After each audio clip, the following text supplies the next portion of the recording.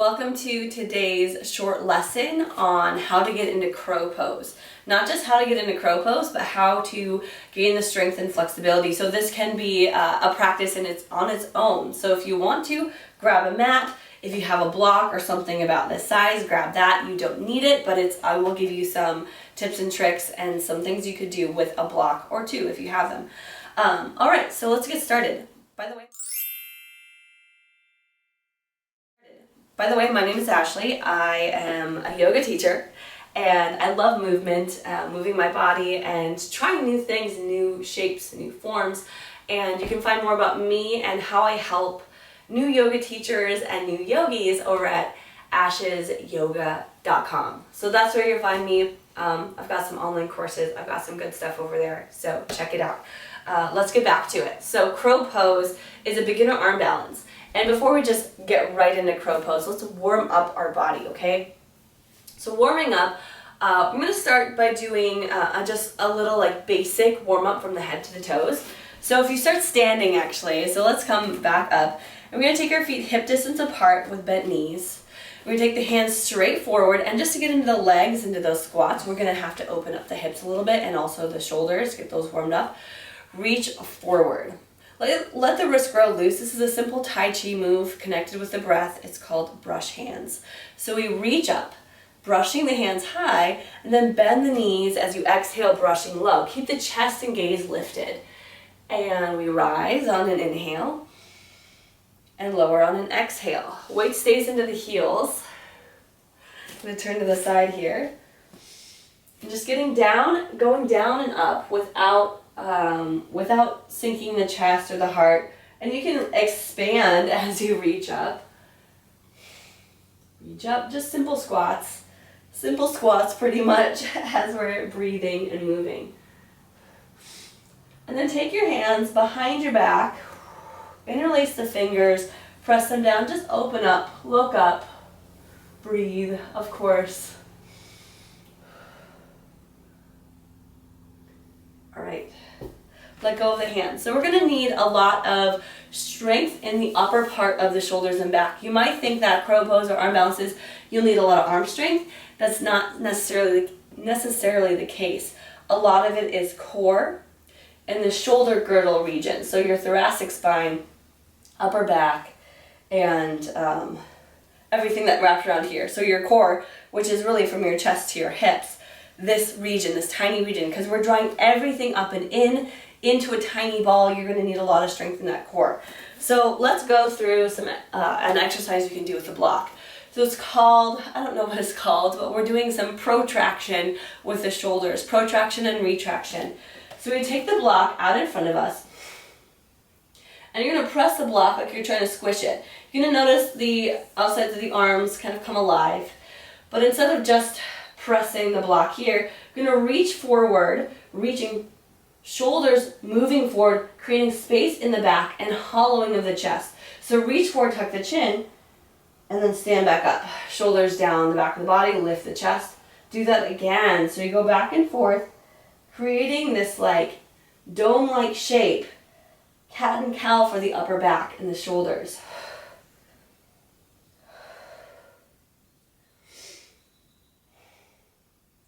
And with that, you want to be engaging your abs. So now that we feel it, you can do it without the block too, just reaching forward and then pulling back. It's just easier to be holding on to something so you feel that inward rotation. So let's come down to the ground and do the same thing with us in plank pose. What is plank pose? Plank pose is stepping straight back. So we're not sagging, we're not lifted, we're not here. We're in this strong, straight plank pose. So you're going to press into the fingertips. You can look in between the thumbs or the fingers. If you want to do this on your knees, do that too. That works. So you're going to press into the hands and create this roundness of the upper back, tuck the chin. And then I don't want to say the wrong way, but look forward and squeeze the shoulder blades together. It's a scapula push-up actually is what it's called. Need a little more space here. So you go down, squeeze the shoulders, and then press, just working the upper back and the shoulders. The rest of the body stays still. It's actually a really, really kind of a hard workout to do that, to do 10 of those or however many you want. So to do the shoulder retraction and protraction. And that's really going to help you in arm balances or anything on your arms. Plank pose, downward dog, crow pose, handstands, all of that. It's building those muscles you need to have proper form in push-ups. So let's keep practicing that, creating some mobility, some movement within the upper back and the shoulders. Okay, so now we're done with that. Let's come back to plank pose. Let's do a little bit of flow for warm up. So bend the knees a little, lift the hips, downward facing dog. I'm not going to talk too much about it. You're going to pedal the feet a couple times. Let's get into the hips because my upper body feels a little bit warm now. You're going to walk the feet forward behind the hands. And when you do that, squat down slowly. So we're getting now into this hip stretchability, mobility. So move around a little bit, shift side to side. We can even open to the side. If your heels don't touch the floor, that's okay. If you need a block or something to sit on, that could help too. I know not all of us have super open and mobile hips and hamstrings. It comes with time. So there we go. Hands to the floor, lengthen the legs, fold it down. Heels to the feet a little closer together. Maybe not all the way together, just a little closer.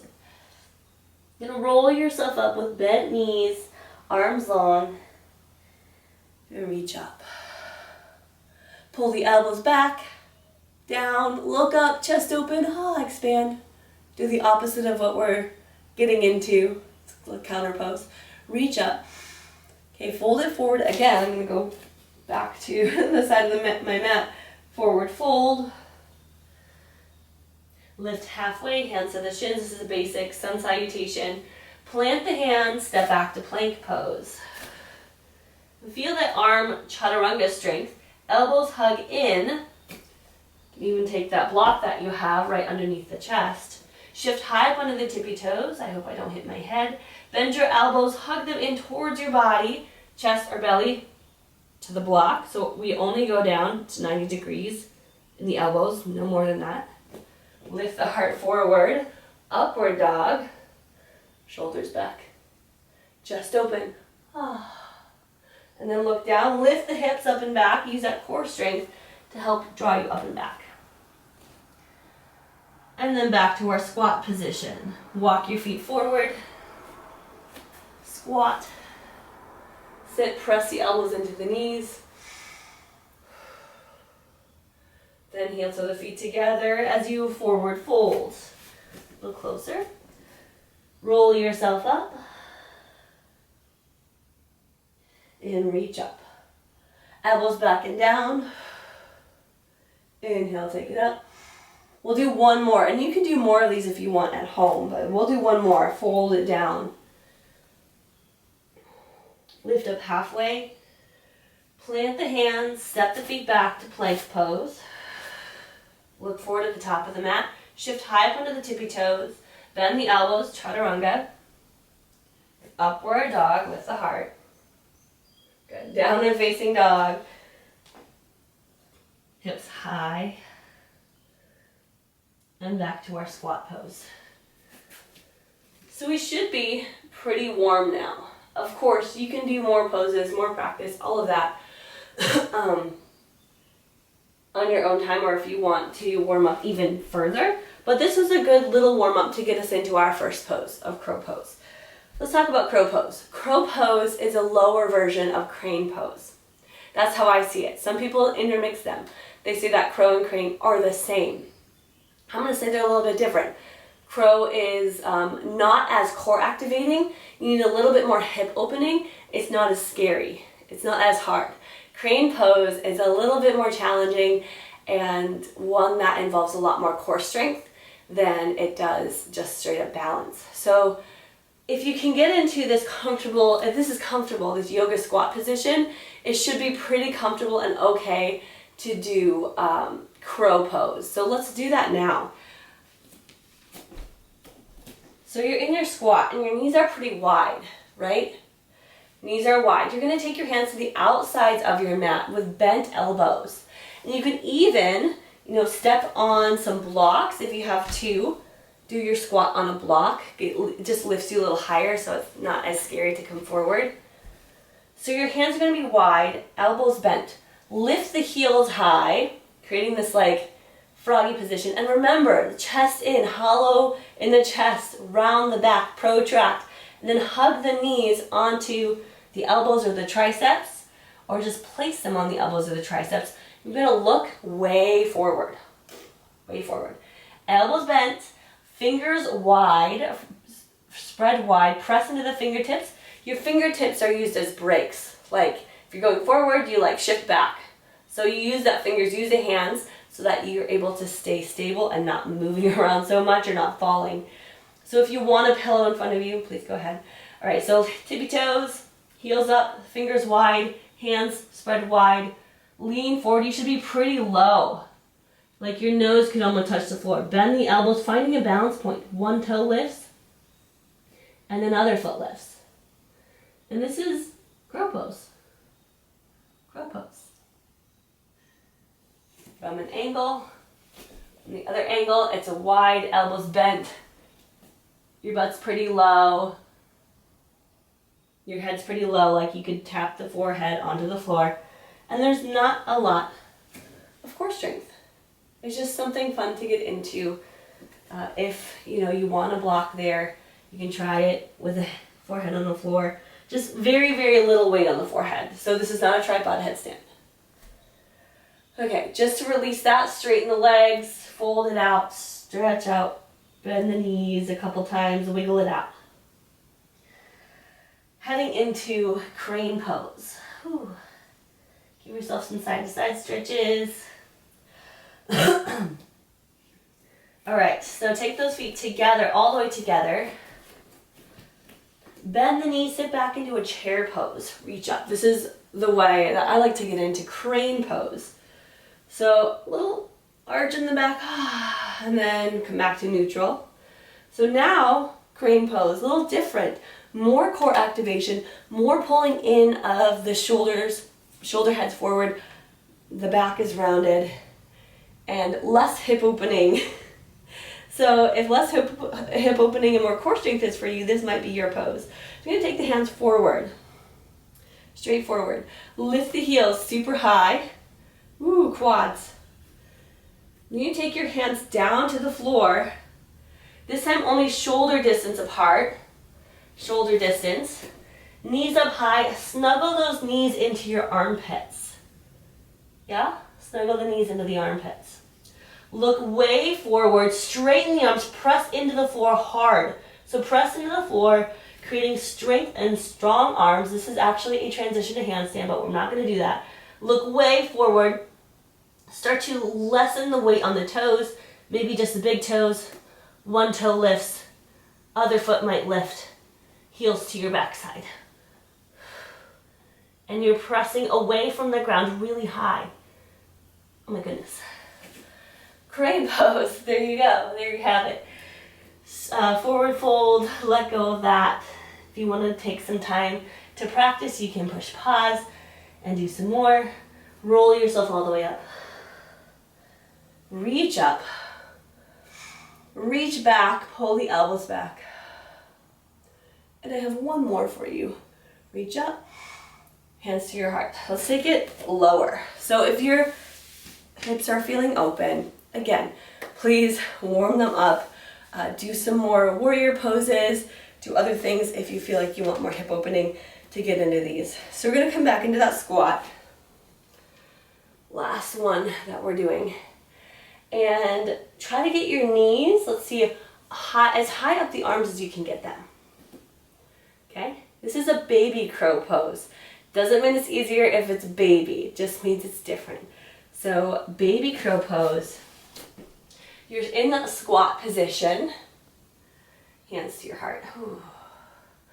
Try to press the elbows into the knees, just lift to get those hips open a little bit more. So what you want to do is take those knees and squeeze onto the shoulders. Squeeze inward. Otherwise you're going to end up doing just a splat. So squeeze inward. Take your hands forward. Lift high up onto the tippy toes. Let the elbows then come down. Got it? Elbows come down. look forward. You're super low, point the toes, and then come off the ground. Splat. Baby crow pose. One more time, baby crow. You're in the squat. You try to get those hips way back. Squeeze the shoulders. Squeeze, squeeze, squeeze. Hands forward. You can even reach if you want to. Bend the elbows, hug them in towards one another, making an 11 shape with your arms. Lean forward. Lift the toes. Look forward. Look forward, look forward, or your forehead's coming down. Look forward. Toes up. And to get out, you kind of have to splat. Baby crow pose. All right. Let's cool that down. So come onto your back. Give it a long stretch. Reach from the toes to the feet, to the hands. Hug the knees in. Just to reverse what we just did. Take the feet down and lift the hips for bridge pose. Slowly peeling yourself up. Squeeze the shoulders. Lift and open. Can be really great to do some gentle heart openers after you're rounding in the back a lot. So we want to do the opposite. It's called a counter pose. And come back down. And a great neutralizing pose is a simple twist. So take one knee in and just across your body. Deep, steady breaths. That's what makes this yoga, not just some other thing. Gymnastics. So we're doing this with awareness. What does that mean? It's hard not to do something with awareness when you're unsure of it, like an arm balance. I think it is anyway, because you have to be focused on what you're doing. Just take the twist to the other side. You have to be focused on what you're doing in the moment.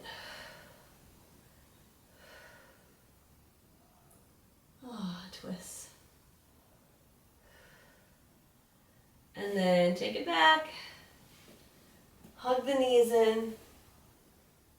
Rock side to side. Upside down crow pose if you stick your hands between your knees. So this is proof that you have the flexibility for it if you're able to do this. Now it's just about strength. All right, roll yourself back up to a seated pose. And there you have it. That was my short little video on some tactics, tips, and tricks for crow pose, crane pose, and baby crow pose. So I hope you enjoyed, hope it was helpful, and I hope to see you in a class or in my virtual yoga classes sometime soon. Check it out at ashesyoga.com. Don't forget to subscribe, like, share, and leave a comment. Leave a comment about your crow pose practice or whatever you found insightful.